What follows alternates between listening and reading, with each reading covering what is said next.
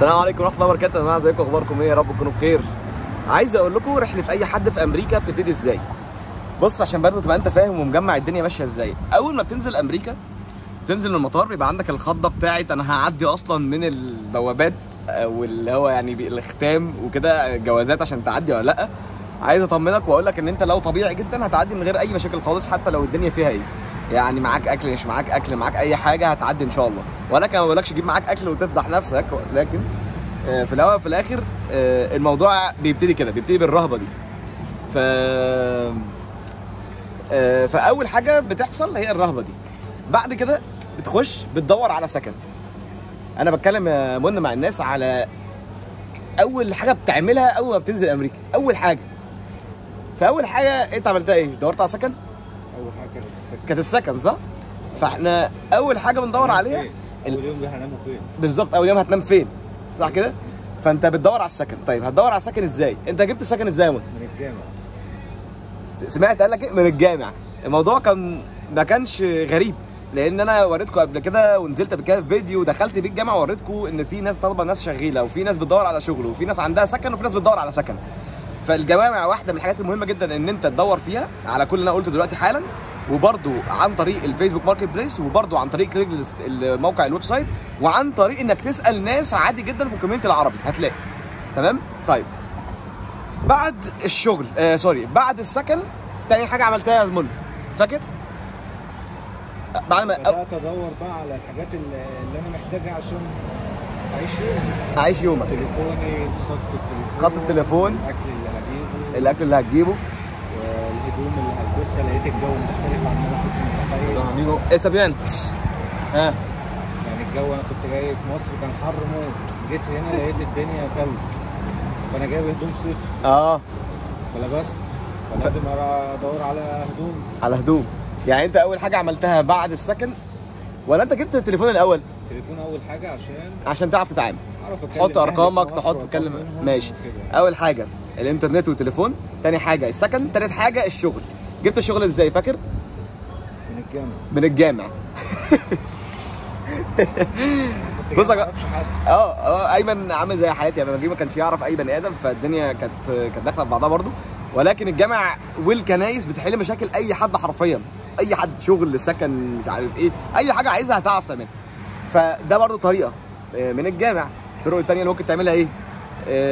في الايجنسيز ممكن تلاقي عن طريقهم، وفي الكريجلست والمواقع.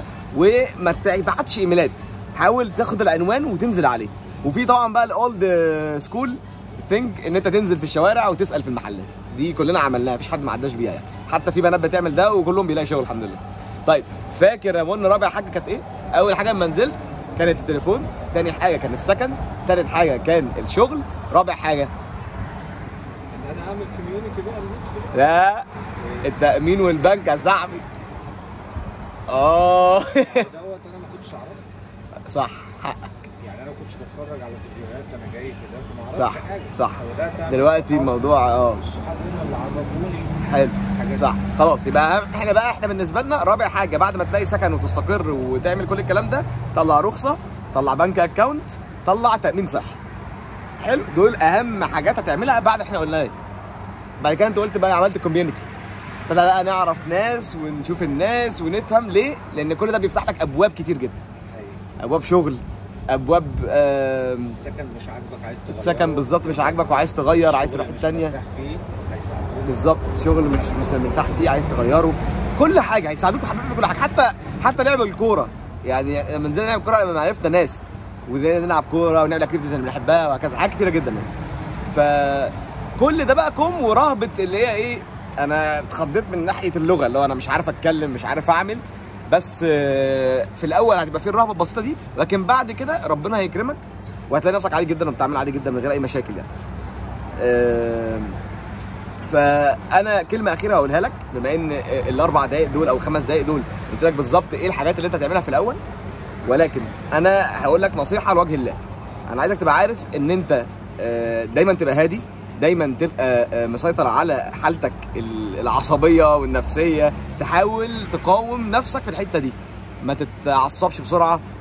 حاول تحافظ على الثبات الانفعالي بتاعك. لو حصل لك ايه انت هادي، انت كويس، انت عارف ان ربنا معاك، انت ترضى باللي ربنا قاسمه لك، انت يعني تسعى وتجتهد، وصدقني كل حاجه هتبقى تمام. البلد هنا يا جماعه هتساعدك في انك تطلع لقدام، الشغل هيساعدك في انك تحوش فلوس وتعمل اللي نفسك فيه وتشتري اللي نفسك فيه.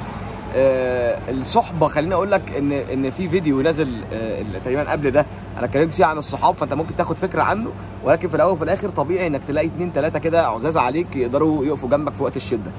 ودول مش معناهم ان هم ناس نظيفه، ولا معناهم ان هم عندهم بيزنس، ولا معناهم ان هم حلوين فتقرب منهم، لا. صاحب الجدع هو ولا بالفلوس ولا بمال الدنيا ولا بالمعارف بتاعته ولا باللغه ازاي بيتكلمها ولا. بص انا اتكلمت في المواضيع بالكلام ده كتير قوي، كنت كاتب برده مش تويته بقى، كنت كاتب على اللي هو البتاع الجديد بتاع انستجرام ده، فمش فاكر اسمه ايه، مش فاكر يعني. ولكن الناس دي هتعرفهم وهتعرف قد ايه هم جدعين، وهتعرف قد ايه الناس دي محترمه تقدر تتعامل معاهم وتتعرف عليهم ويبقى فعلا اسمهم صحابك. معظم الناس هنا الصحبه بتاعتهم معرفه علشان علشان يقدروا يستغلوك في حاجه معينه. بزنس تو بزنس، مش صحبه. انا عارفك علشان انت بتخلص لي حاجه، وانت عارفني عشان انا بخلص لك حاجه، وانا مش عايزك تعرف دول. حاول تبعد عنهم. كويس تمام انك تعرف تتعامل وتعرف تظبط حالك مع ناس تانية، ولكن اعرفهم معرفه، وعرفهم ان دي معرفه عشان بزنس، واحنا مش صحاب. بنخرج ونتبسط بس في الاول وفي الاخر عشان بزنس. ناس الصحاب الحقيقيين هتعرفهم وهتعرف تميزهم عن غيرك. بس اشوفكم على خير ان شاء الله في فيديو جديد. ودي كانت معلومه يعني مش جديده، ولكن غالبا معظم الناس عايز تعرفها، عشان الناس بتقول لي احنا بنعمل ايه اول ما بنيجي. الناس اللي جايه جديد ربنا هيكرمكم ان شاء الله، يوسع عليكم رزقكم، وربنا كاتب لكم الخير. الناس اللي بتحاول لسه تيجي فربنا يكرمكم ان شاء الله. بسم الله ما شاء الله، فينا عدد كبير جدا جدا جاي، والفضل يرجع لربنا وللشباب على الجروب وكل الناس المحترمه اللي موجوده ونعرفها. فكتر خيركم، كتر خيركم عن مساعده الناس، وكتر خير الناس كلها انها ابتدت تفهم الكلام ده الحمد لله. والناس اللي كانت بتكذب على الناس الثانيه ابتدت ما تقدرش تقاوم قد ايه الناس المحترمه اللي بتقول الكلام الصح بقت بتغطي عليهم. ودي حاجه كويسه جدا، لدرجه ان هم بقوا بينتقدوا الناس اللي بتقول كلام صح علشان عرفوهم الكلام الصح. فانت شايف المكان اللي انت فيه وحش دلوقتي، انت متخيل بينتقدوك في ايه؟ فالحمد لله طبيعي ان هم ينتقدوا باي طريقه، ولكن اعرف الصح، اعرف الحقيقه فين، ويبقى عندك الاختيار. اشوفكم على خير في فيديو جديد يا جماعه باذن الله، يا رب تكونوا استفدتم، وارجع بقى لشغلي ان شاء الله علشان انا كده طولت تقريبا. اشوفكم على خير في فيديو جديد. صباح الفل والسلام عليكم.